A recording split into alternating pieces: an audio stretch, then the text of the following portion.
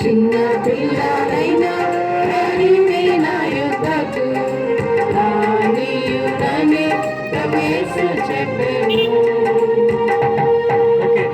దయచేసి అందరూ మీ ప్లేస్లోకి వెళ్ళిపోండి. కాసేపు 2 నిమిషాలు ఇక్కడ సువార్త చెబుతారు అంకులకి. దైవ సేవకులు బర్నబాస్ గారు సువార్త చెబుతారు. తీసుకోండి. ఈ సాయంత్రం వేళలో మాట్లాడకూడదు అమ్మా, చూడండి.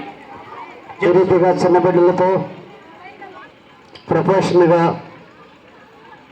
మీ యొక్క మధ్యకు మీ వీధిలోకి పాటలు పాడుకుంటూ ఈ రీతిగా మేము రావడానికి ముఖ్య ఉద్దేశం ఏమనగా ప్రభువైన యేసుక్రీస్తు వారు సెలవిచ్చున్నారు.